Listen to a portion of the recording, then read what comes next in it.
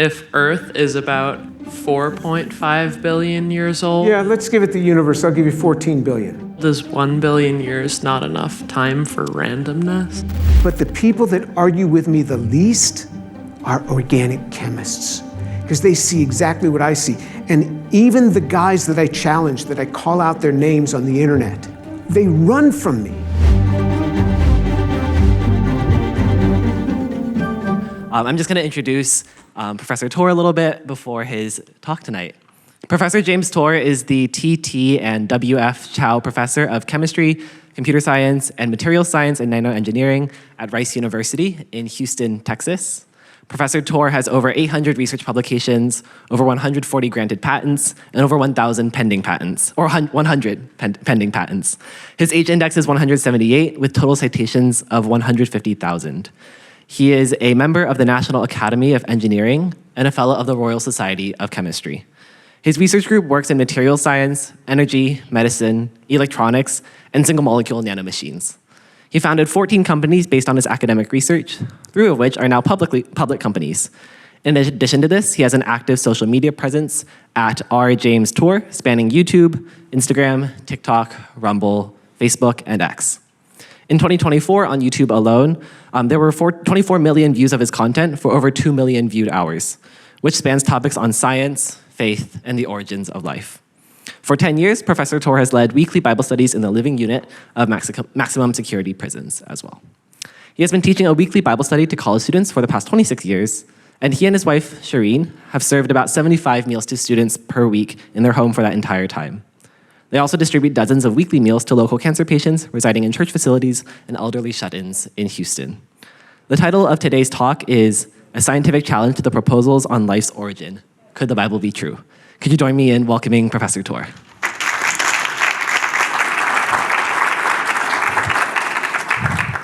Thank you for having me here today. And I see some old friends that were students, and now they're grown up and doing what they need to do.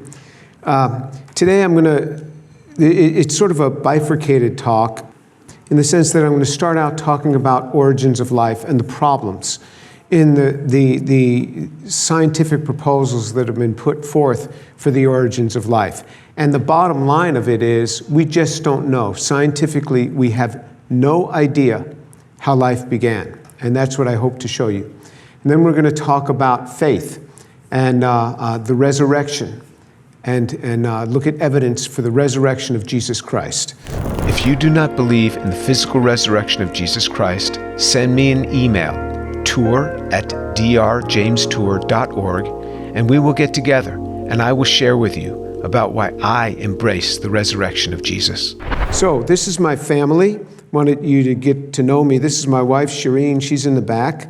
We've been married for 43 years. These are our children. Brine is our oldest. She has worked for 10 years as a mediator between Palestinians and Israelis. And then she went back to get her PhD, and she's going to be starting a postdoc at the University of Michigan very soon. This is her husband, Philip.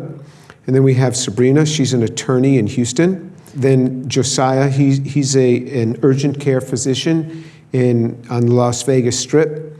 And then Ben actually just was in investment banking, and then he went to Harvard Business School and graduated about a year and a half ago from Harvard Business School, and now he's back doing private equity in New York City.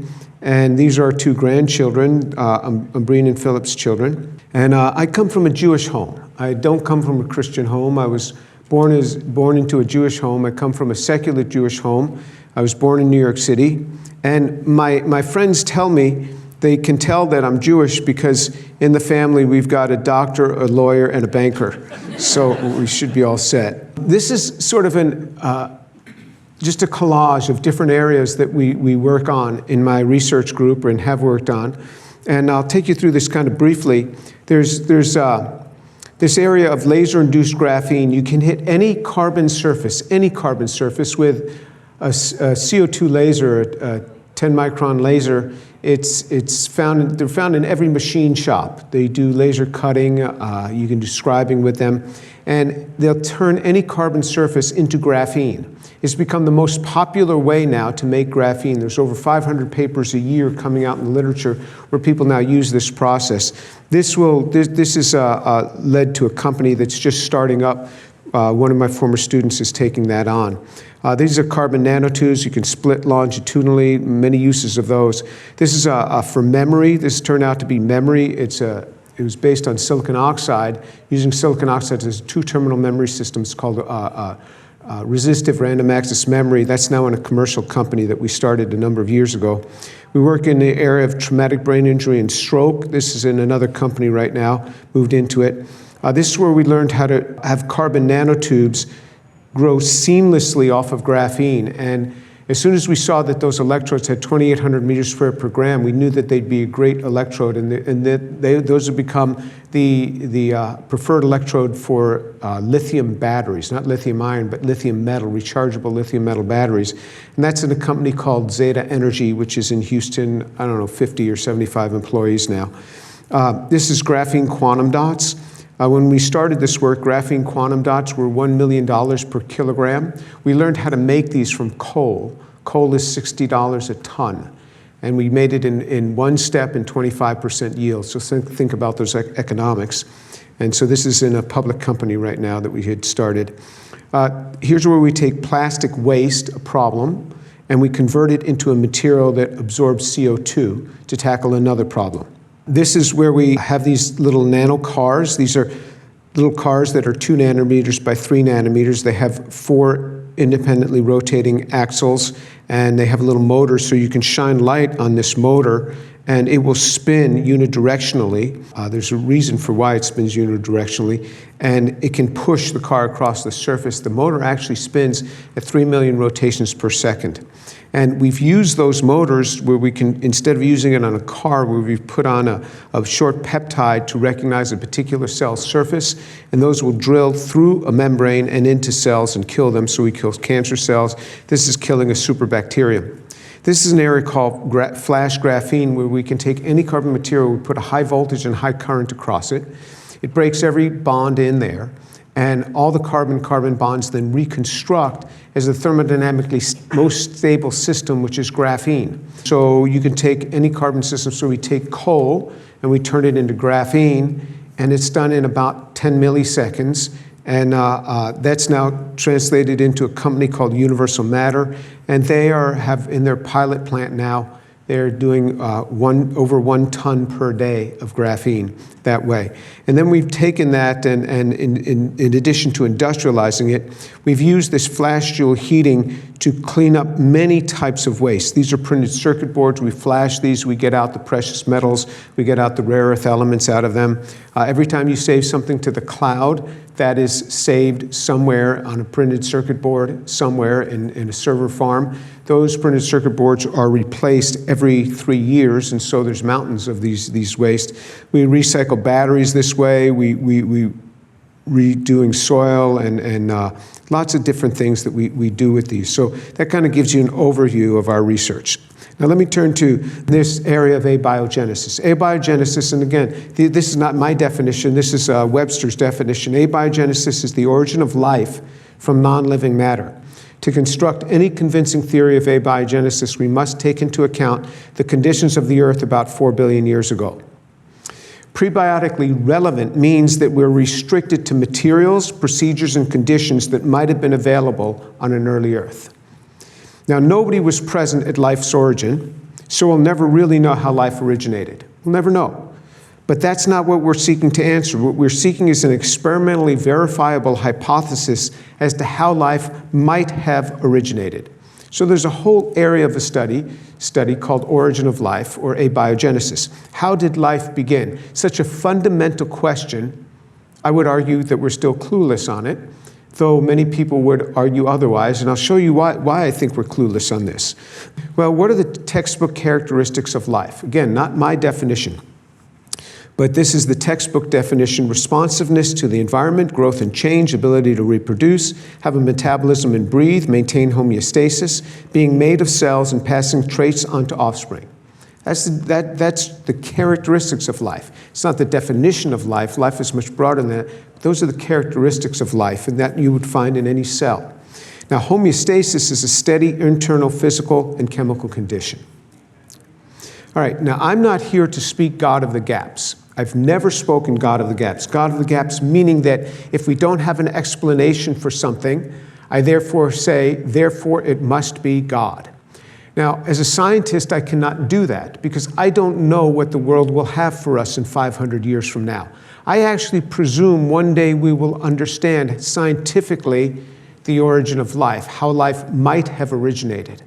I presume we will, but I'm saying that we are very far away from that now. That's not going to happen in the next decade or two. There's no way. And I'll show you by the end of this talk as to why I can say that. If you asked a man or a woman in the year 1700, would we ever put people on the moon and then bring them back? They'd be like, what are you talking about? We can't even fly, let alone have space flight. I mean, that would never happen. So things happen in the intervening 300 or 400 years. Things happen and that we can't easily foresee. So I don't presume, therefore, God. I'm just saying we don't know how life originated scientifically. Now, molecules are the language of living systems. You have small molecules that make up, for example, sugars make up carbohydrates, amino acids make up our peptides, most of our enzymes being based on these amino acids, the nucleotides which make up DNA and RNA, and then we have glycerol probably being the basis for lipids. So we have these four classes of compounds. So everywhere there's a little red arrow, that is a stereogenic center, or what some people call chiral center. And you have to be able to control that. Now, if you would argue that there are mixtures and you can deal with mixtures, we'll address that in a minute, but it makes it hard to control that. Here, these are not stereogenic centers, but they're enantiotopic centers, meaning that somehow you've got to distinguish these. And then you have the polymeric classes from these. And all of these bear information. Once you've made a polymer, that is now a code, that is a string. So you have a letter, but now you've made that into words, and that bears now information.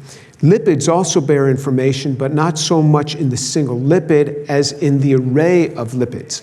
And what we're finding now, when you have a lipid bilayer in a cell, those are constantly changing and migrating in the layout of those, and they're constantly changing based on what the cell is going through, and you get swarms of different lipid types moving around dynamically.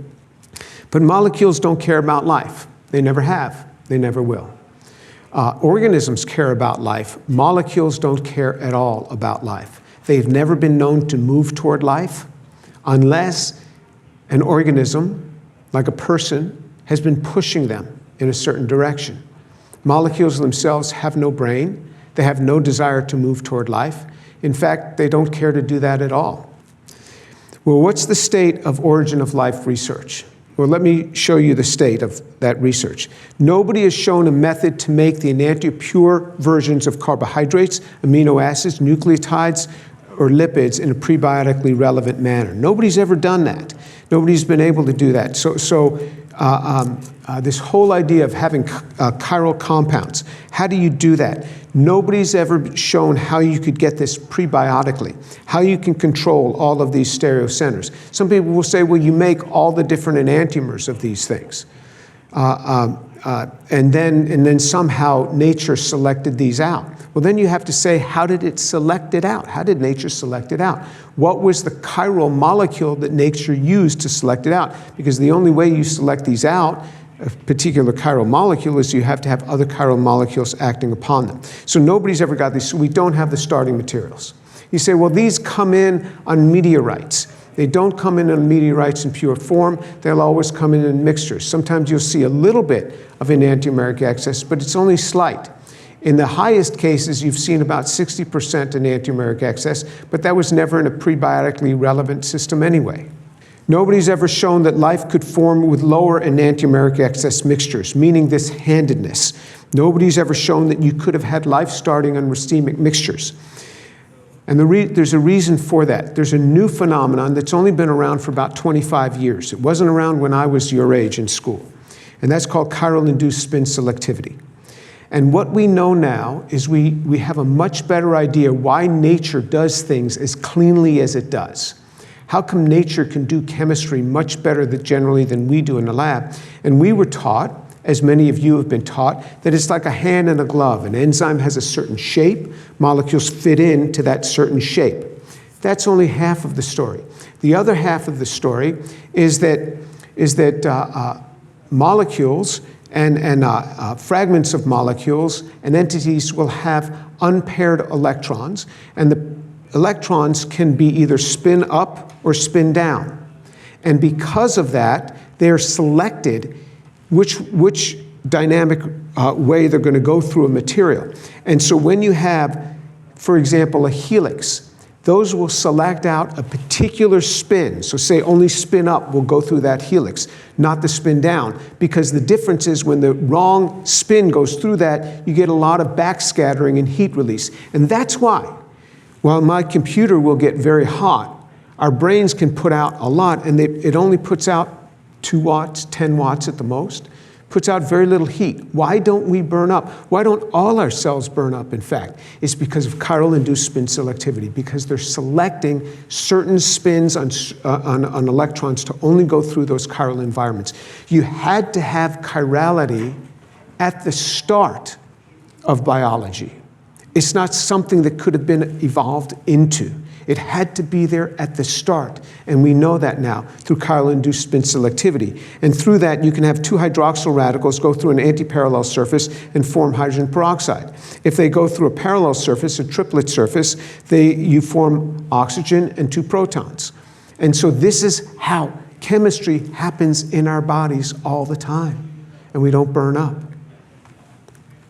Nobody has shown that the mixtures found in meteorites or interstellar space could be useful for synthesis, because these come as gross mixtures. They couldn't be used. And they'll say, oh, well, we found an amino acid on this meteorite. Okay, what are you going to do with it? That amino acid, you can detect amino acids down to the 1 molecule level by mass spec. But when they come as mixtures of many different compounds, which they always do, they're unusable. Any chemist knows this. When you have vast mixtures, you can't use them. That's why nobody has ever used the mixtures that are found in meteorites to try to do chemistry. Nobody's ever solved the mass transfer problem in chemical transformations from small molecules to a cell. So say you had small molecules. How much of these would you need to go through and do all the synthetic steps necessary, the thousands of synthetic steps necessary to make a cell? Think about that. Are there any synthetic organic chemists here?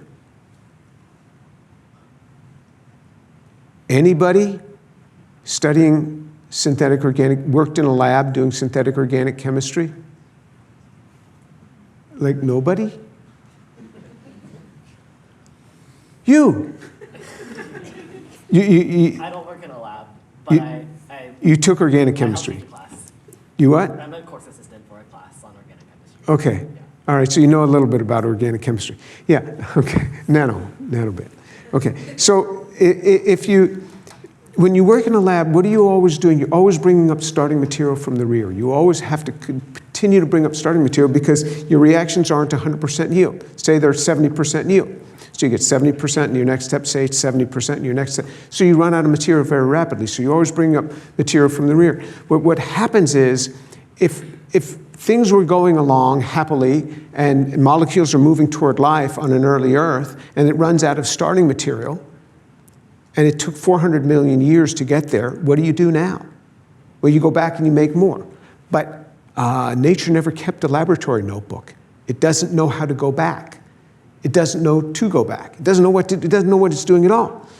And you run out of starting material. So how much starting material? You need tons and tons of all of these in order to do this, to build even the simplest of cells. So nobody's ever figured that out. Here's the amino acid problem. There's 20 canonical amino acids, 20 amino acids that predominantly 20 amino acids that make us up. 19 of the 20 have a stereogenic center. And it turns out that about half of them, have active side chains. So you're not just hooking two ends together, there's another end hanging off that can compete for the reactive sites. Once one of those competes, game over. That peptide that you were making is no longer useful for anything. With the reactive side chains, nobody has ever even made small peptides when you have that active side chain there without getting that cross-linking. Once you cross-link, it's game over. So nobody's ever solved the polypeptide problem. Nobody's ever been able to take these amino acids and make a polypeptide. And plus that, the polymerization, the free energy is positive, meaning it doesn't go spontaneously. Even making a dipeptide. So this is what I challenged my Origin of Life colleagues with. I challenged them on YouTube, 10 of them. You know, what else am I going to do? I mean, you could just say these, but I challenged them. If you guys can do this, just make a dipeptide. Don't even make a polypeptide. Just hook two amino acids together. Can you do that in a prebiotic relevant manner when you have active side chains? So you see this amine is just like that amine. That carboxylic acid is just like that one. How do you deal with that problem? Nobody's ever solved it. You can't even put two together. You got to put hundreds and hundreds of these together, thousands and thousands of times. Never been solved. Nobody's ever solved the nucleotide problem. If you want to make RNA, you see the 3' is always hooked up to the 5', 5', 3', 3', 5', and all the way on through. But every time you try to do this randomly, you get 2' connection. Uh-oh, that's a big problem. You get 2' connection, it doesn't work. And that hydroxyl group right there will cause other side chain reactions. So I say, can you even just put 200 of these together? Because to make RNA, you got to put thousands of these together. Can you even put 200 together without this 2' branching occurring, or without side reactions? None of them has ever come forward saying they could do that. I challenged 10 of them. I said, go ahead, do this.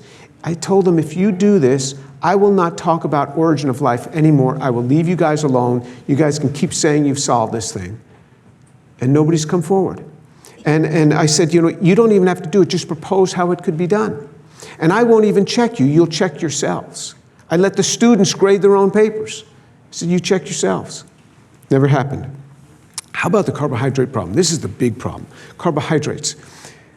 Sugars. Carbohydrates are sugars. If you had 6 A bases, say in DNA, what's the ways you can hook that together? Like one way, A. But if you have 6 glucose molecules, how many different ways could you hook those 6 molecules together? It's over 1 trillion ways, because each of them has 5 hydroxyl groups that could be involved in the coupling. Each one of them has what's called this anomeric center, so this OH could be up or down. They could close as a 5-membered ring or a 6-membered ring, as you see here, or they could be in an open form. You put all of those combinations for all 6 of those, 6 glucose molecules can hook together over 1 trillion ways. Every disease in a cell is accompanied by a carbohydrate problem in hooking together. You hook these together wrong, the cell dies. It'll never have life. It's a big problem. That's how information is stored in a cell. If you think DNA stores the information, it does. But there's much more information that you can store in carbohydrates than you can in DNA or RNA. Much more, because of the diversity of ways that you can hook this together. Every one of these polymers is an information coding system. I said, don't even make 6. Just hook 2 glucose molecules together with this chemistry. Nobody could do it. Just put 2. Now, you can do this with modern techniques where you block certain things. It's hard, but you can do it, but not in a prebiotically relevant manner. Nobody could do it. So how could we ever be close to solving life? The stability problem. What you do is you take a half-life. So if you have a mole of molecules, 6 times 10 to the 23rd molecules, and it has a half-life of 100 days in water, say, so you'll just have half of those many around. But if you only have 1 molecule that happened to form that might be of the right sequence, How long would that molecule last? So say you had a 600 mer of RNA, which is rather short RNA actually. If RNA has a half-life of 100 days, you have to convert that half-life to a probability now because you're dealing with a single molecule, and that turns out you have 4 hours. So this whole idea that, oh, in origin of life, you have billions of years. Time is the enemy. For organic chemistry, time is the enemy. Everything falls apart. Everything falls apart. That's what happens. So if you have a single 200 mer polypeptide in water, has a lifetime of 13 days for a polypeptide.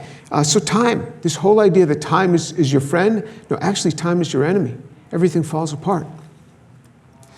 All right, what about the Levinthal 1.0 paradox? That's how does a protein fold? How does it get into its right structure? Unless you have other proteins helping this along, they don't normally fold very well. Now, you can have some proteins fold without foldamers, but not all of them, and there's a big problem. Even if you had just 100 residues, 100 amino acids, you have 10 to the 95 possibilities of conformations.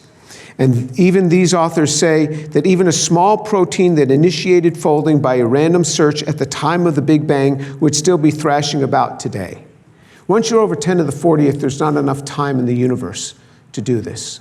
That's the problem. But that's a small problem compared to Levinthal 2.0. That's the interactome problem. Just if you think of how molecules non-covalently interact with each other in a cell, just the protein-protein interactions in a simple yeast cell, just protein-protein. So we're not talking protein RNA, DNA action, no, just protein-protein, non-covalent interactions.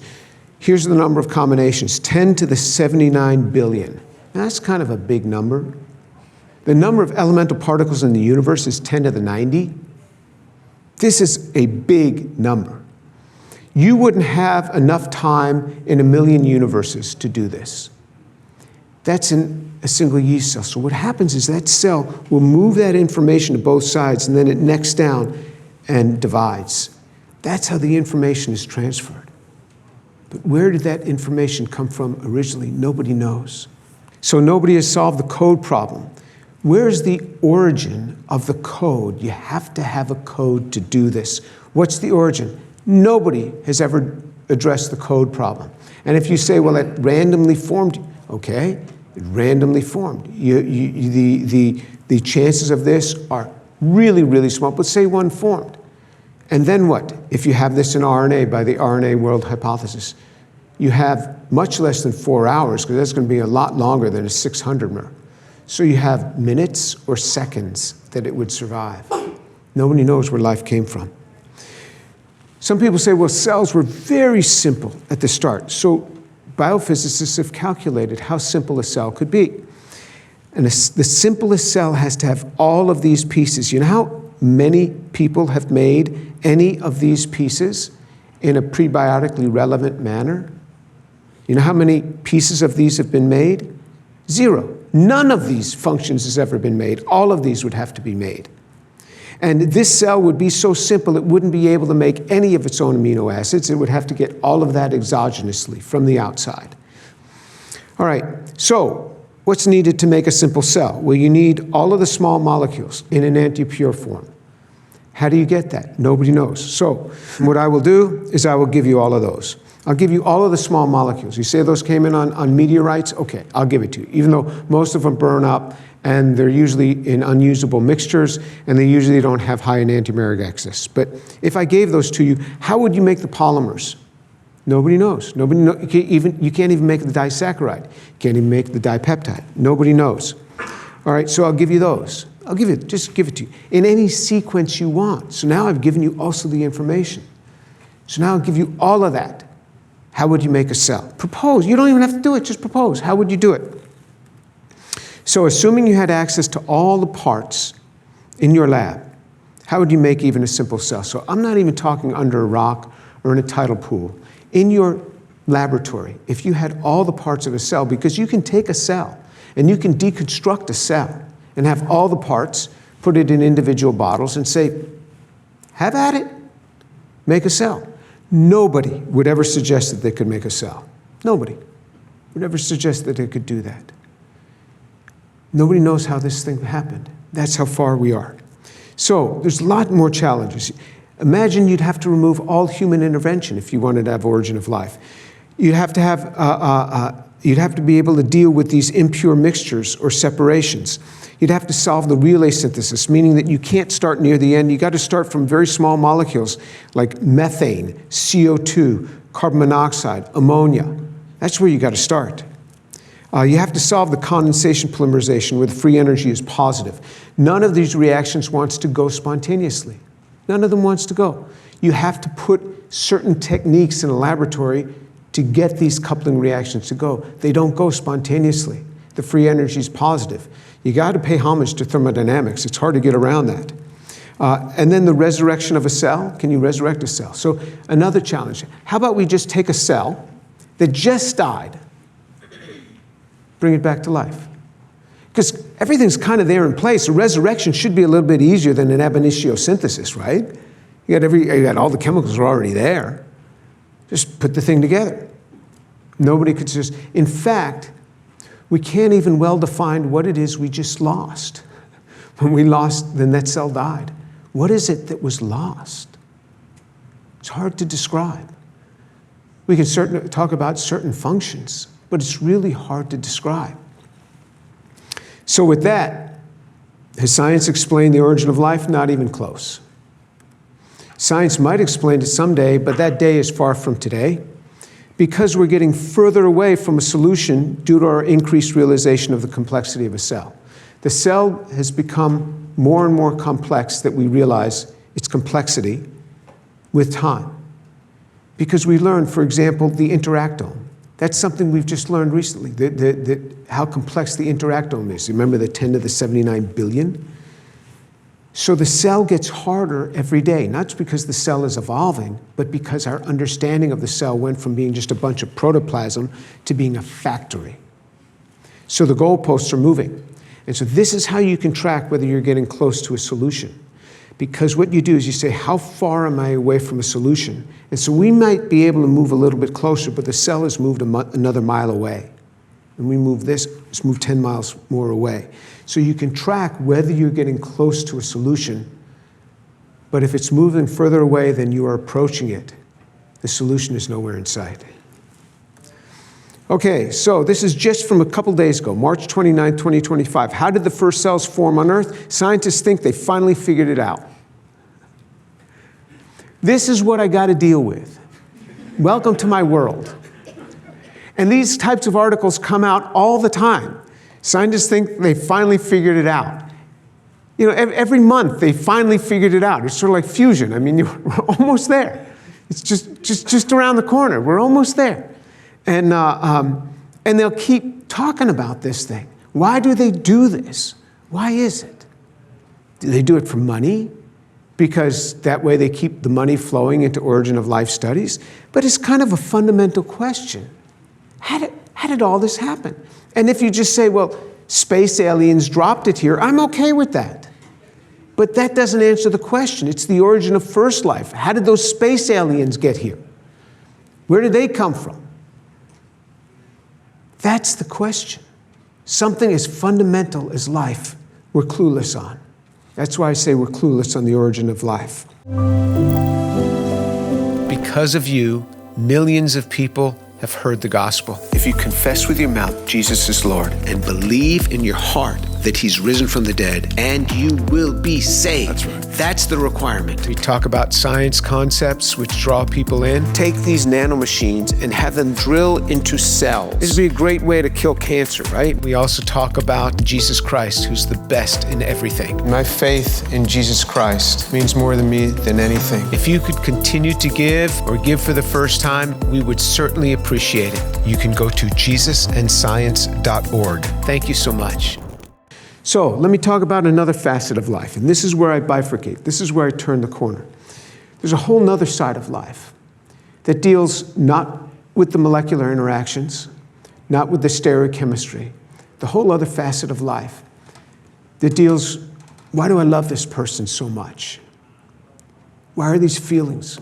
Why am I going through all these things in my head? This is this other facet of life. And the Bible talks about how this is really the crux of the matter for Christianity. that if you confess with your mouth Jesus is Lord and believe in your heart that God raised him from the dead, you will be saved. It doesn't say that you got to believe in the Adam and Eve story.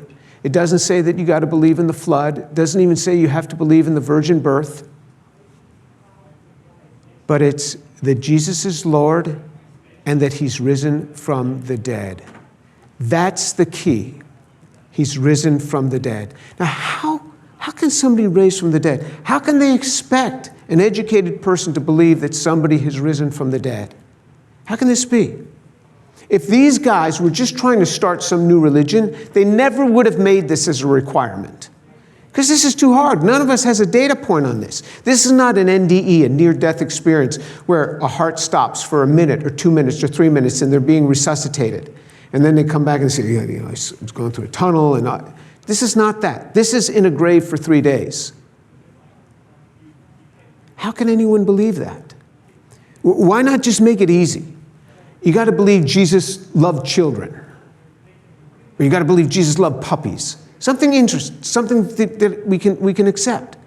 This is so hard. How do you believe that somebody has risen from the dead? Well, what do most academic religious scholars agree upon? So if you were to go to the religion department and you talk to the religious scholars, most of them are not Christians. Most of them don't even come from Christian backgrounds. But what would most of them agree upon? Well, they'd agree upon that there was a man named Jesus who died by crucifixion. There's a lot of historical evidence for that. Some even suggest that this is the most solid fact of that period in history. There's just so much written about that. They'd say the disciples of Jesus asserted that Jesus rose from the dead and appeared to them. Many of those disciples died for that assertion. They're not saying that they believe it. They're saying the disciples of Jesus asserted that he had risen from the dead, and they died for that assertion. That's what the historical record would show. And it's not just history written on paper. It's history written in mosaics. It's history written on coins. There's so much around this. And number three, that certain unbelievers, such as Jesus' brother James, and even enemies of Jesus, such as Paul, asserted that Jesus rose from the dead and appeared to them. They too died for that assertion. So that's what they would agree upon. So these are some facts that we'd have to start with, that they would agree upon. There was another historian. His name was Will Durant. He was one of the greatest historians of the 20th century. He wrote The Story of Civilization. Has anyone ever been familiar with the story of civilization? Anybody here? Okay, a few people. Okay, so we've got more of you than we had of synthetic organic chemists in here. And it's an 8-volume series. It's a huge encyclopedia-sized thing. He has in volume 3, it's called Caesar and Christ. And lest you think Will Durant was a Christian, he was not. He was an American historian, probably the greatest. And he says of himself, I'm still an agnostic with pantheistic overtones. But he's an expert historian. What do expert historians see? I'm a chemist. So if you could put 2 chemical structures on paper and ask me, would those 2 react? And I could just look at them and tell you whether a reaction would occur. And I could tell you whether it would occur quickly or slowly. You say, how do you do that? Well, I'm trained. I mean, that's how I'm trained. So when a person's trained in something, they can do what the common person cannot do. Well, a historian is trained to understand the veracity of the documents that they're reading. So, for example, if you had a car wreck in the middle of an intersection, and you went to the 4 different intersections and you asked 4 different people what they saw, the story, there was a car wreck, but the details would be different. That's normal. They're all at a different perspective, and the story's always going to be a little bit different. What any lawyer knows, what any prosecuting attorney knows, that if you have multiple stories that are identical, somebody's lying. There's collusion. The stories are not identical. So it's historians see that. If everything's absolutely identical, there's been collusion. If the police asked, say, the wife of the man who had been driving through the intersection and had the accident, and the wife says, you know, my husband, The light was red when he went through it. Now, it had just turned red, but it was red. They would put a lot of stock in what that woman said because you would think that she would be sympathetic to the driver because she's the man's wife. When a historian sees the writers writing things about themselves or about their main character that are not the most flattering, it substantiates for them. It gives them higher credence. So it's these types of things. So what did he write? Commenting on the Gospels, he wrote, the contradictions are of minutia, not substance. In essentials, the synoptic Gospels agree remarkably well and form a consistent portrait of Christ. So he says that if you say there's contradictions here, that's normal. That's different people telling the same story. This is minutia, that's not substance. So when a person says to me, the Bible's full of contradictions, I said, could you name for me 3? Well, it's full of contradictions. Okay, name for me 3. Nobody's ever named for me 3. Now, what you're going to do is you're going to grab your smartphone, contradictions in the Bible. But we can deal with those.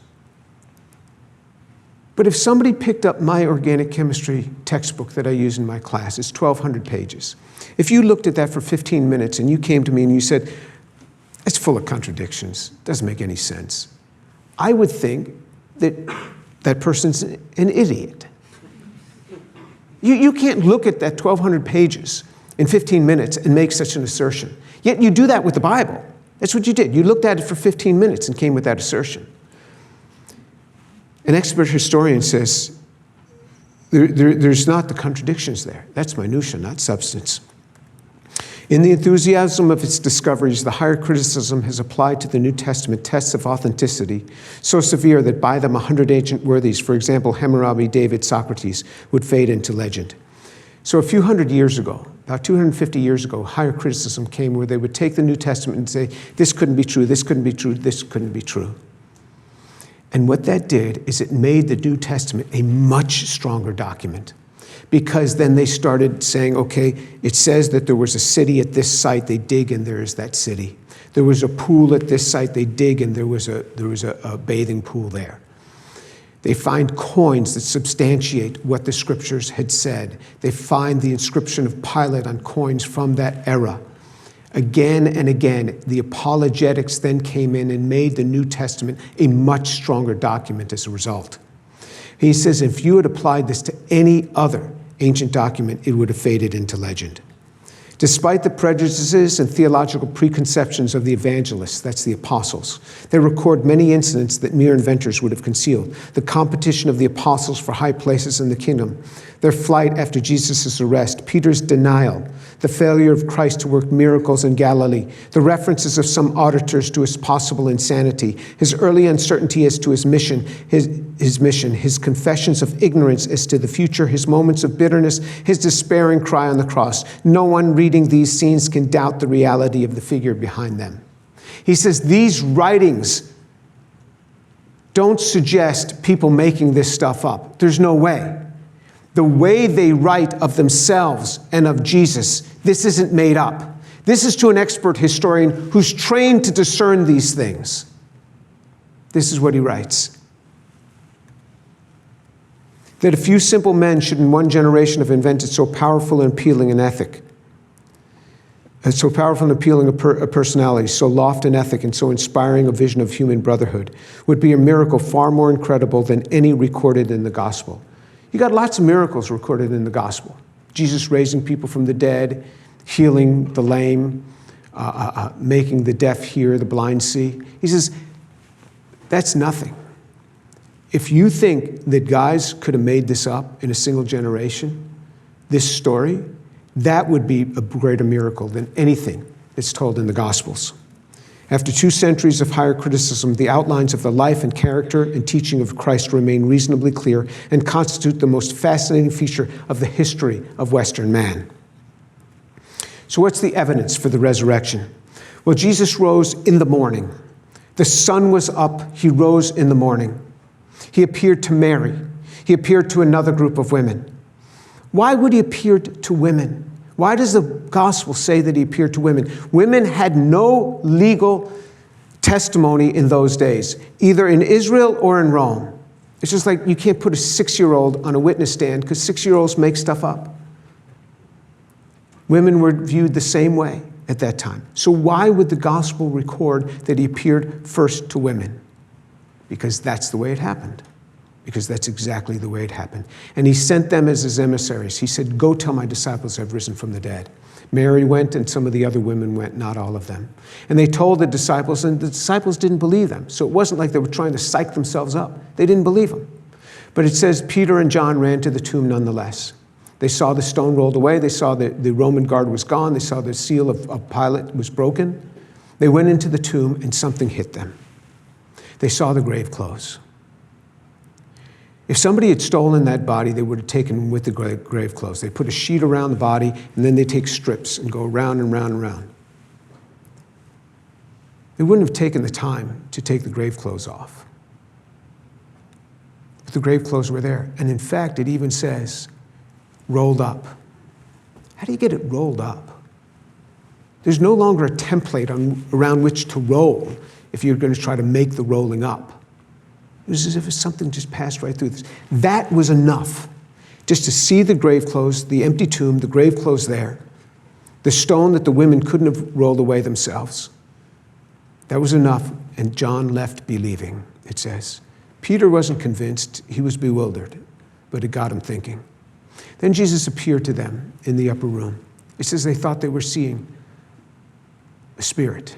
He says, no, guys, come here. He commanded them to touch him. He says, see, I have flesh and bones. He commanded them to touch him. I'm giving you a New Testament account. I just given you evidence for the veracity of the New Testament based on historical views and academics' views. He says, touch me. See, I have flesh and bones. Then he said, have you something here to eat? The Bible's very specific. It says they gave him a piece of broiled fish. Broiled fish. Very descriptive. And he ate it in front of them. He demonstrated that he was physically risen from the dead. He then disappeared from their midst. Thomas then came to them. He said, Thomas, hey, we've seen the risen Savior. Thomas said, I don't believe it. Must have been an imposter. Some tall, thin guy with a beard or something. He thought it was Jesus. No. Thomas said, I won't believe it unless I stick my fingers into the holes in his hands. And unless I stick my hand into the hole in his side, because when Jesus was on the cross, he died after about 6 hours, which is relatively short. They wanted to be sure that he was dead. After many more hours, a Roman soldier thrust his spear into the side of Jesus, and it says blood and water gushed out. Why blood and water? Because the blood had already coagulated. You get blood coagulating, and then you get this aqueous phase. So you get the coagulated blood. Jesus had to have been dead. You can't have coagulated blood in you like that and be alive. He says, into that wound I need to stick my hand. Because he was up on the hill watching all of this happen. Jesus then appears. He says, Thomas, come here. Stick your finger into the holes in my hands. Thomas is commanded to do this. How can you resist the risen Savior in his command? And then he said, now, Thomas, stick your hand into the hole in my side. Thomas had to insert his hand into the hole in Jesus' side. No man is walking around with a hole in his side big enough for a man to insert his hand and inviting people to do it. And Jesus wasn't buckled over in pain. He had risen from the dead. He appeared to them indoors and out of doors, in Jerusalem, in Emmaus, on the 3-hour journey. It's a 3-hour walk from Jerusalem to Emmaus. He appeared to them on the road and the way. He appeared to them on the Mount of Olives. He appeared to them at the Sea of Galilee in the north. He stood on the shore and he told them where to throw their nets to catch some fish. This is what he did. And he counseled them there on the shore, from the shore. We have testimony in the New Testament how James the apostle was run through by the sword by Herod had him killed. The others we have from extra-biblical testimony. Now I'm going to give you extra-biblical testimony. I've given you biblical, not extra-biblical. Peter was crucified upside down. Bartholomew was flayed alive, which means they pin you down to the ground and they peel the skin off you like you're a fish. Another was boiled in oil.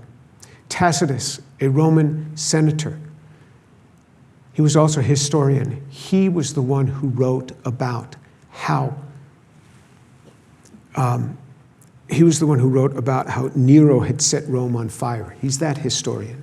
He's a brutal historian.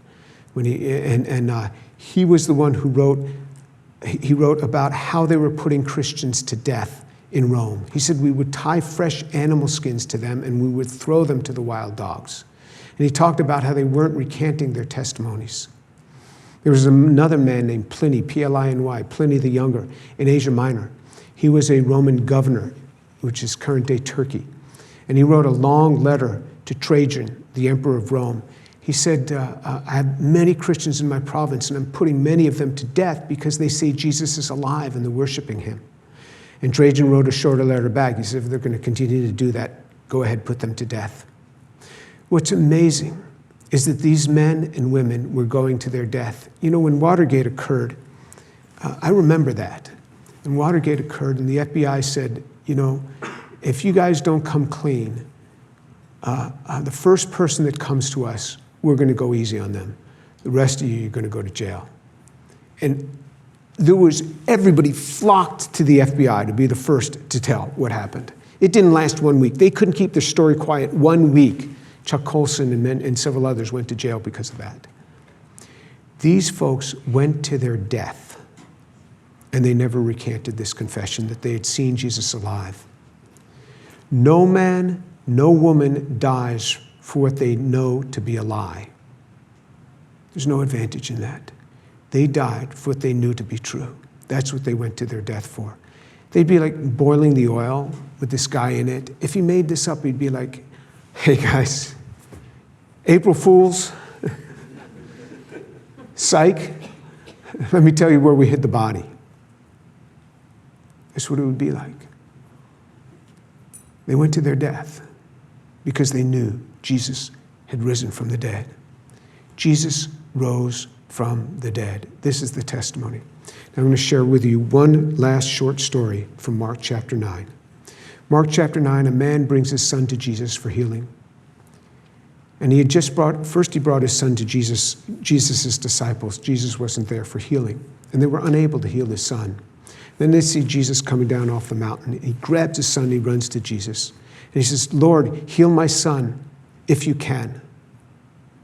And Jesus said to him, if you can, all things are possible to him who believes. And the man said something quite profound. He said, Lord, I believe, but help my unbelief. Lord, I believe, but help my unbelief. And Jesus didn't say, okay, look, you go away. When you have 100% belief, you come back and I'll pray for your son and he'll be healed. Jesus immediately healed his son. I don't know if the man's belief was 50%, or if it was 25%, but whatever it was sufficient for Jesus to heal his son. And once Jesus healed his son, I bet the man left with a much higher assurance that Jesus is a healer. And the reason I tell you that is this. We can't have 100% assurance of anything in this life. I don't even know that I'm really here. For all I know, this is all a computer simulation, and you're a bunch of avatars, and I'm an avatar, and we're just electrons in transistors or in some quantum device. This isn't real. I don't have 100% assurance of anything in this life, but we act upon the level of assurance that we have. And we say, Lord, I believe, but help my unbelief. And the Lord heals. Today, I put this verse before you again, that if you confess with your mouth that Jesus is Lord and believe in your heart that he's risen from the dead, you will be saved. I'm going to pray a prayer today, right here in this room, and I invite you to pray that prayer with me. And you say, well, I'm not 100% sure of his resurrection from the dead. He's not calling you to 100%. We're going to say in this prayer, Lord, I believe, but help my unbelief. So we'll be honest with the Lord. And you act upon it today. Don't let this day go by, because I'll tell you this. I don't think you'll ever have an appeal like this for you again coming to you in your lifetime. You say, you don't know that. I don't. But I'm just going based on what I've seen in my own life, where I've been offered such appeals. This day, when you've seen this evidence, you've heard the evidence of Jesus' resurrection from the dead, act upon whatever measure of faith it is that you have, 50%, 25%, 10% assurity that he's risen from the dead. I want you to pray a prayer with me and act upon that. Let's pray.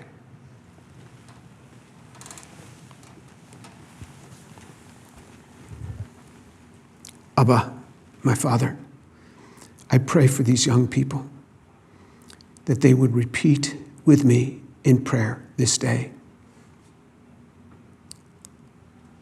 Lord, thank you for dying for me because I am a sinner. Lord, I believe, but help my unbelief. I believe Jesus is Lord, and I believe he's risen from the dead. Fill me with your Holy Spirit and let me live for you. In the name of Jesus. Amen. If you've prayed that prayer today, you come up and see me afterward or send me an email to tour@drjamestour.org. All right? Just let me know. Because I don't think you'll ever have an appeal like this again, ever in your life. And if you didn't pray that prayer and you want to engage with me again, and I'll talk you through this again, and we'll go right through this again, send me an email to tour@drjamestour and tell me that you were here, and I'll respond to you, and we'll get together by Zoom, and I'll take you through it, okay? All right, with that, I'm going to end and open it up for questions. Thank you.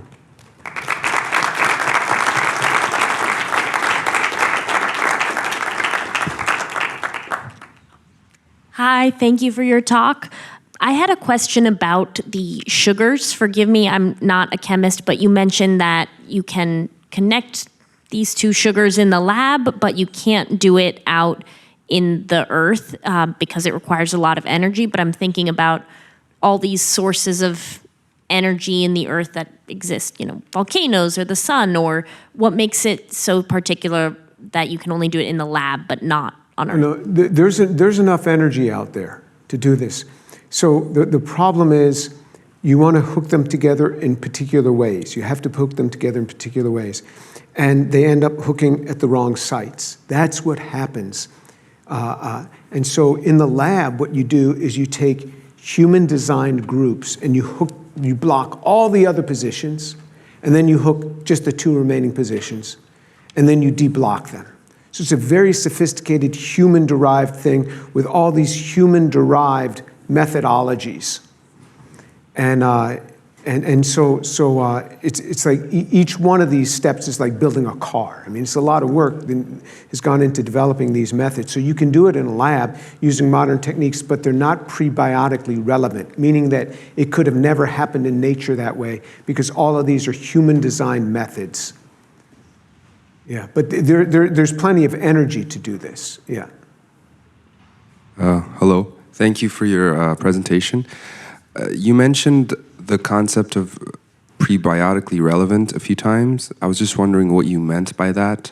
And I was curious as to your positions. Are you giving all of this evidence to say that the evolution theory is not true, cannot be true? I wasn't able to grasp your position on this fully. So prebiotically relevant means that you have to use conditions that would have been available on an early Earth. So the early Earth didn't have laboratories.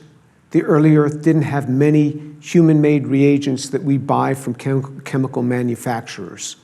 So you have to do things mimicking those conditions. That means it's prebiotically relevant, right? So what we do in our laboratories today is not prebiotically relevant because we use techniques and we use tools that were not available on an early Earth, okay? That's what prebiotically relevant means. Now, I didn't touch at all on evolution. So there's two different areas. There's abiogenesis. There's the study about how life came about. Then there's another area of evolution. Once you have life, how do you go from simple forms of life to more complex forms of life? That's the study of evolution. I never touched on that. I only dealt with how do you make the first life to begin with? Because, and so Charles Darwin never dealt with abiogenesis. He even conceded that that's an unknown. That was an unknown for him. Evolution is something else, and that I didn't deal with. Now, evolution has its own problems. There's a lot of problems with evolution, but that's a whole different study. But I didn't even touch on that.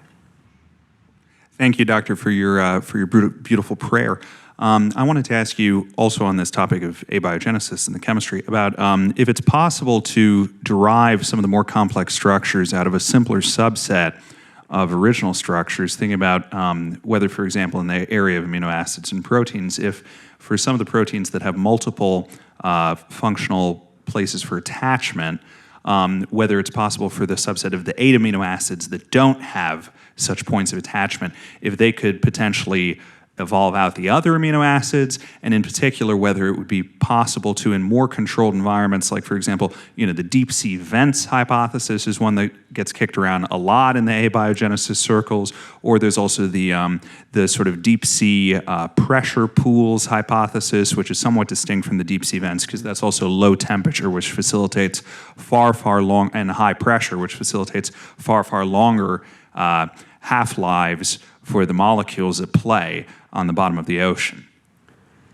Okay, so first of all, deep sea vents, which are hot, the lifetime of molecules is much shorter, okay? Not longer, much shorter. And the deep sea vents are at temperatures where you get racemization, meaning that if you happen to have something where you had molecules with pure stereogenicity, meaning that they were enantiopure, they had one-handedness, those are now going to racemize at those higher temperatures. Racemization is always faster than coupling reactions. It's another problem with the deep sea vent hypothesis. If you deal with the 10 amino acids that don't have active side chains, and you say you could make polypeptides from those, you could. But without those reactive side chains, you don't have the ability to do the folding that you need to fold. Could those somehow then form a template that give you the other ones that might help to make the other ones? You could do that. It'd be hard to come up with a scenario, to map out a scenario, but if you're just thinking wildly, yes, the answer is yes. Could you make enzymes? But we don't know of enzymes that don't have any of the ones with the active side chains. Those are generally the ones that give us the strong interactions for other groups to hold them in place. The weaker interactions do come from those other groups. You get these hydrophobic interactions. So that's an interesting hypothesis. And so what I always do is I give you that. I'll just give it to you. Even though it'd be hard to think about that, but I'll give you all the polypeptides you want. Let's just say they can all be made. Now what? Remember, I've given you the entire deconstructed cell with all the correct polymerization. So what you're going to make is random, and what I'm giving you is with a code. Now what? You've still got to, and I'll give you all the sugars, even with all the code. Even if you had all of those, we don't even know what to do. We have no idea how to package these things together. We got to deal with an interactome that has 10 to the 79 billion combinations. So many hurdles. So what I do is it's sort of like what my father did. My father used to give Christmas presents to everybody, and at Christmas time he would give $1 million gifts. He would buy raffle tickets and give them to people. He was very generous with this. I'll give it to you. This is what I do. I'm very generous with giving whatever part people want. I give it to them. Because then they see, there's this forest of other stuff that I've got to deal with that makes this impossible. Okay? Thank you for your talk. I was thinking that when we think about DNA, RNA, and protein, the one thing that comes to my mind is structure. Do you think structure was evolutionarily conserved when we talk about evolution or any kind of model? Yes. Structure is always conserved in evolution, always conserved. If it were not, there would be no evolution. Structure has to be conserved, and you see that all the time. I mean, you can watch evolution in a laboratory. This microevolution, as it's called. I mean, we do a lot of bacterial work in my own lab, and you can see changes in bacteria that occur. But structure is always conserved. If it were not well conserved, there would be no evolution. In fact, one might even be able to put as one of the definitions of evolution as a structural conservation with small perturbation. Hi, Dr. Tor. Thanks for being here. I read the Earth article that you cited in your presentation the day it came out, and I thought it was interesting. Scientists always have such compelling stories and data. I hear you when you say that like scientists are like always almost discovering the answer to this, but we're really finding that things are only getting more and more complicated the more knowledge and information you find out. But then you also had that point that's like science has exponentially advanced to the degree that we're able to find answers to things that we never would have imagined in the 1700s. So I guess my question is, let's say science does discover the origin of life, like where would that leave you and your initial proposition for this talk? I would be so happy. I would be so happy because, you know, prior to the mid-1950s, people did not really understand a molecular basis for the fact that if you have two parents that are tall, their child is tall. They didn't have a molecular basis for that.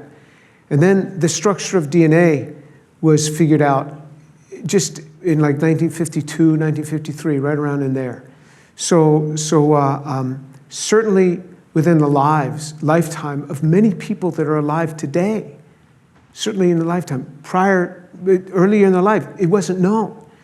So that doesn't make God less in my eyes because we understand how he preserves this information. That actually makes him more marvelous in my eyes. It's like, oh, that's how you did it. I mean, this is amazing. And there's this whole molecular basis for this. And that's why I'm a chemist. I mean, God's a chemist. I mean, it's all stored in the molecules like this. So I think the more we learn about creation, the more amazing God becomes, because it's not just a bunch of protoplasm that does this. It's such a sophisticated system that does this. So what we're learning about cellular structure, for example, is that there's layers and layers and layers of information that have to take place here. And it's like this massive computer program of layers of information and this whole area of systems chemistry that needs to take place. It's really, really magnificent. You know, I say as a scientist, I chase the universe trying to explain it.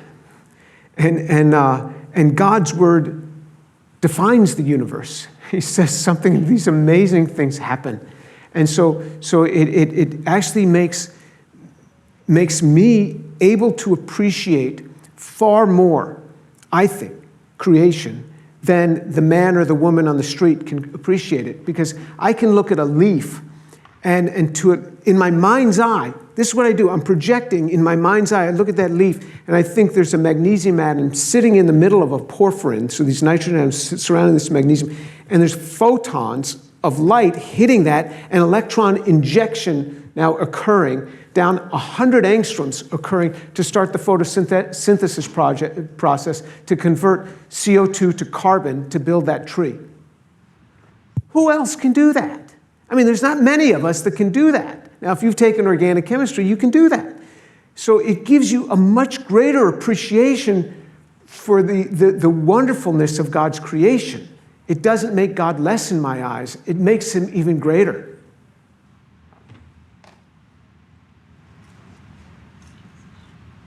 Dr. Tor, you mentioned that time is not your friend, and that there's not enough time for these structures to form during randomness.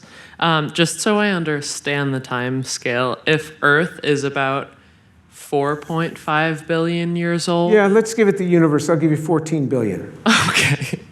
And life around 3.5 billion years old, is 1 billion years not enough time for randomness? No, not at all. And in fact, it's not 1 billion because we know that nothing could have happened before the cooling from the Great Heavy Bombardment. So after the Earth cooled, then these things could start happening. The Earth was just blazing hot. And this is why we have all these elements on the surface of the Earth. It's amazing. We have the periodic table right here. All of these is just showered here. And so we have so much. And so it was after that cooled, and it turns out that the time between the Earth cooling and the signs of life is very, very short. It's very short. And there's no way that the time, so the time is actually not 14 billion years, it's not 3.5 billion years, it's not even 1 billion years. It's something on the order of hundreds of millions, which is way, way too short for having life. And, but also it's just molecular stability. It's not just too short for life to have formed. It's just molecules don't stay around. Like I gave you this example. If you happen to have a sugar on which there is a base, and you happen to have 4 different bases on the different sugars, and they happen to have the right stereochemistry, all this is mountains of, that's hard to do in a modern laboratory. And then, if those somehow hooked together to form a code that could code for something, the building of an enzyme that could end up building some other structure. That RNA only lasts 4 hours or less, because it's probably longer. So it's not even now hundreds of millions of years. You only got 4 hours. And now it's got to find all the amino acids in that 4 hours. So it's like, there's only moments. There's only moments. And so if you could meet an organic chemist someday, meet them. There's none in this institution, apparently. But if you could meet one of them, you would say, well, what happens if you just don't work up your reactions? You just go home for the night and go to sleep and come back. They go, oh, no, I won't do that. I tried that once, and my reaction was just toast by the next day. These things don't last. They fall apart. And that's what nature is beset with. And they hydrolyze. And we have this atmosphere, this earth that's filled up with water. And water hydrolyzes a lot of these structures quite rapidly. Hi, doctor. Thanks for your time. When I'm talking with atheists, usually the conversation they start with, like, what's your best evidence for the existence of God? And usually one of the places I start is life itself, consciousness, the fact that you wake up, there's trees and people, etc. And so therefore it begs the question, who created all of this? And so the conversation usually goes towards like, well, if there is a God, there is a creator who created that God. And you kind of get into this infinite regress problem. So I'm just curious if I'm sure you've addressed this before. I'm just kind of curious to hear what your response typically is. Yeah, actually, I've never been asked that before. But I've heard people talk about this argument, but people don't normally ask me philosophical questions like that. So God is an uncreated being; He's always been, and that would be the typical answer, which is the biblical answer to this. And these are hard questions. There's something as fundamental as where did life come from? Just even life, let alone consciousness. Although there is an area now within biology that is talking about the conscious-like behavior of a cell, because it responds. You poke a cell and it learns, don't go there, I get poked. It learns how to deal with things, and bacteria are always changing based on what they're confronted with. And so it's almost as if they have some sort of cognition going on. It's different than the consciousness of a human being. But these are more than just simple little sensors that, oh, that is a molecule. There's something more sophisticated. So that interaction causes this huge cascade to occur within a cell. So a cell now develops so that an efflux pump to protect a bacterium so that it forces a drug back out. I mean, all these changes have now occurred based on an influence that came into it, which is approaching what consciousness does. We get confronted with something, and now we come with some response that we never would have come with had that influence not come upon us. So that we're seeing, even in the simplest of life forms, you see these sorts of things, and you go, wow, this thing is amazing. And how does all this come about? There is a reason why we build robots out of silicon and plastic and rubber and wires. Why don't we just build robots out of molecules? Like we're built. I mean, we have all these ubiquitous examples that we can do this. Why don't we just build out of molecules? It apparently works. Because we have no clue how to take molecules from a flask and build one of us. No clue. So we rather build it out of silicon and all these other materials and just kind of make it look like one of us.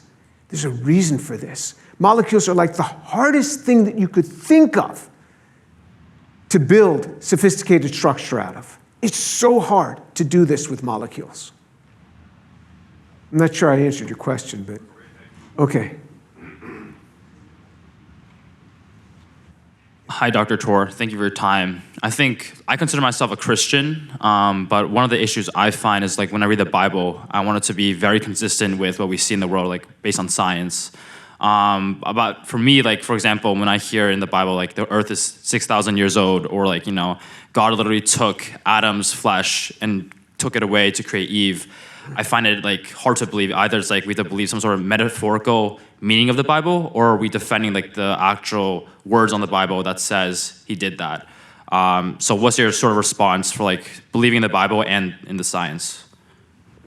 Well, I never read in the Bible that the earth was 6,000 years old. So that's an extrapolation that you got from people counting lifetimes back, of which we know that there are certain gaps there.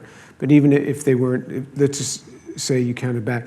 The Bible, to me, seems pretty clear somewhere between Genesis 1, chapter 1, verse 1, and Genesis chapter 1, verse 3, something happened.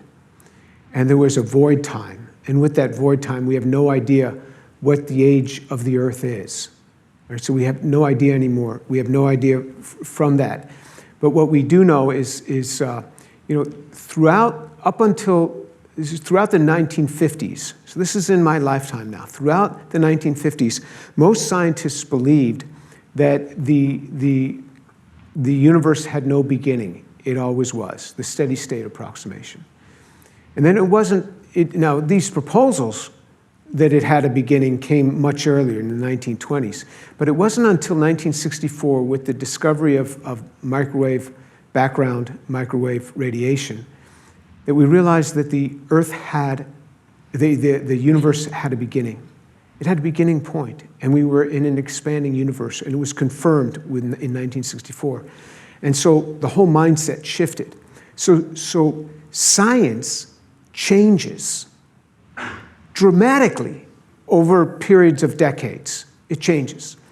What killed off the dinosaurs? It was believed that climate change. Well, no, the Alvarez hypothesis, 1980, says that an asteroid hit the Yucatan Peninsula, iridium-rich, filled the earth, filled the atmosphere with dirt and soot, and that killed off then the plants, killed off the herbivores, which killed off the carnivores, and that was the end of them.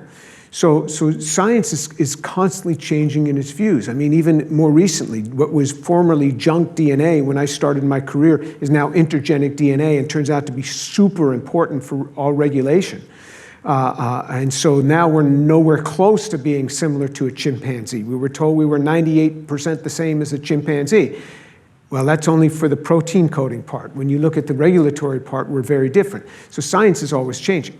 And our interpretations of the Bible change. And so how do we interpret these things? My interpretation of the Bible is constantly changing throughout my lifetime. I get different interpretations. So I've never seen a controversy between a fact of science and something that is clearly stated in the Bible. I've never seen it. If you've seen it, share it with me. I've never seen it. There are scientific theories, but theories are changing all the time.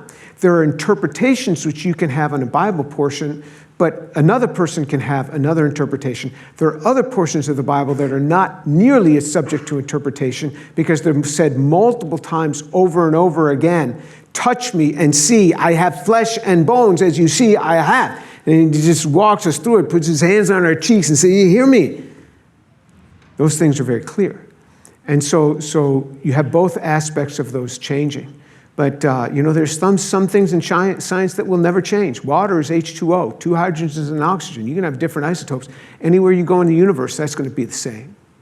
But there are other things that are sometimes taught as facts that are just theories.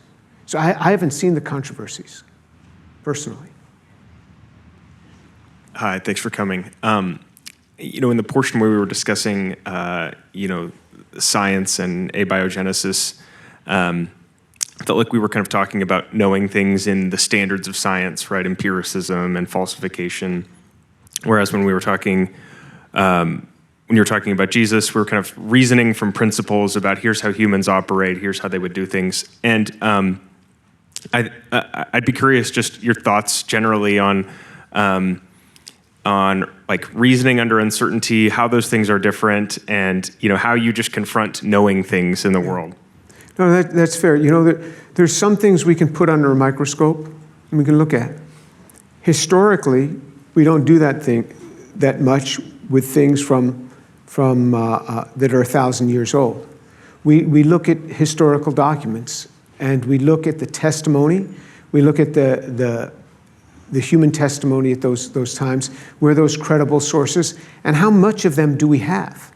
And that's what we do all the time. And then we go based on that. And what I gave you for Jesus and his resurrection was an historical proof, not a scientific proof.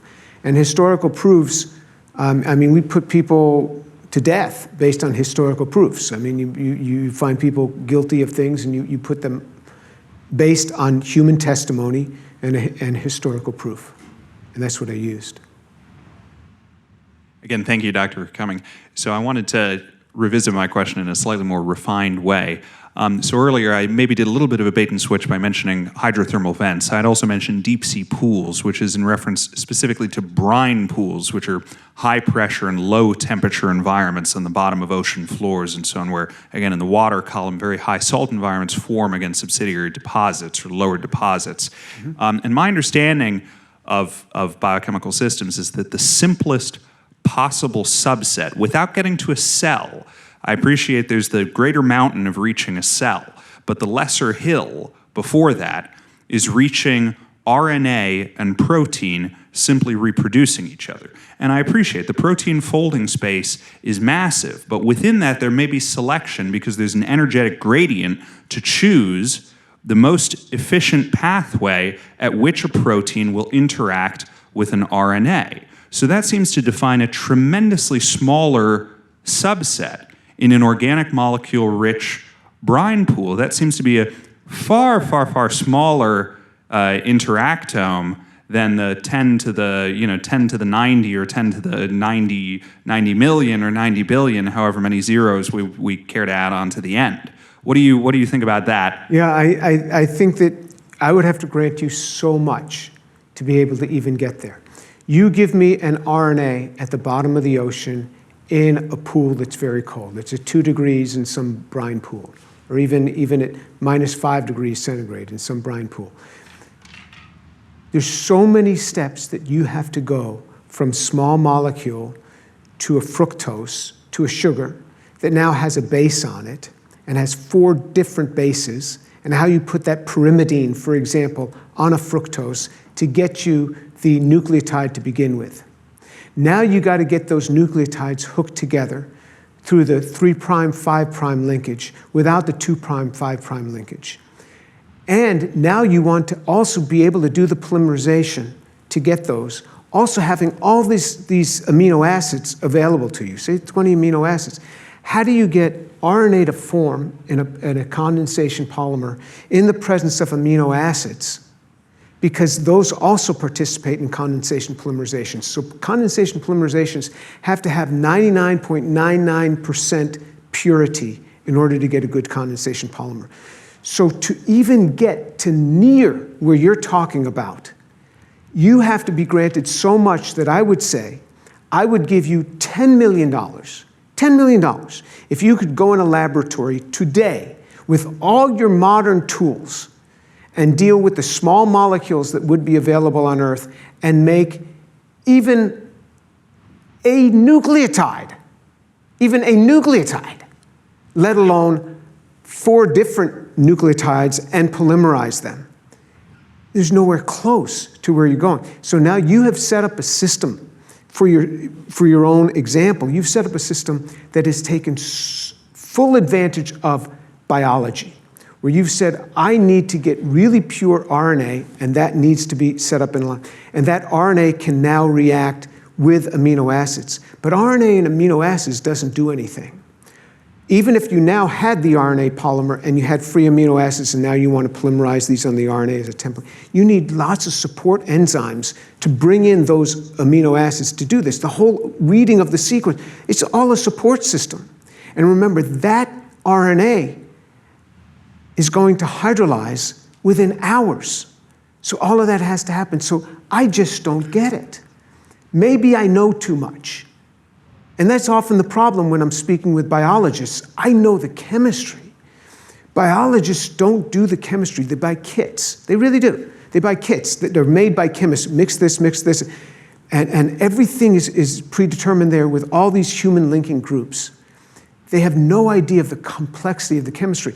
But the people that argue with me the least are organic chemists, because they see exactly what I see. And even the guys that I challenge, that I call out their names on the internet, they run from me. They will not deal with it. A year ago, November, I had a conversation here with Lee Cronin, and I put up a bunch of problems with origin. He wouldn't touch any of them. He just talked about his assembly theory, which is a causal history. He wouldn't touch any of them. He was right in front of me. And it was to the faculty in the faculty lounge area, and it was with the faculty from Harvard and MIT were there. He wouldn't touch it, and he's not an organic chemist, and that's the mistake that he made coming into a room with me. No organic chemist will get near me, and it's not because I'm such a big awesome guy. No, that's not what it is. It's because they know exactly what I know, and they know I have the upper hand so much over them that they get creamed on this, so they don't get near it. Some people have called it a scam. A scam. The origin of life research is a scam. That's how far it is. And I would suggest that too. I would say it's a scam. It's just that I've offended so many people by coming. The title of my talk used to be, Origin of Life Research is a Scam. That was the title of my talk. And I was quoting one other famous guy who said, please don't quote me on that anymore. So I stopped putting it up, but I could just as well have said that. Thank you for joining me today. If you could give us a like, share, or podcast review, we would appreciate it. If you have any questions, you could send them to ask@jesusandscience.org, and we'll try to answer some of those questions in an upcoming video. And if you do not believe in the physical resurrection of Jesus Christ, and you want to hear about why I believe, send me an email to tour@drjamestour.org, and we'll get together by Zoom, and I'll share with you why I embrace the resurrection of Jesus Christ.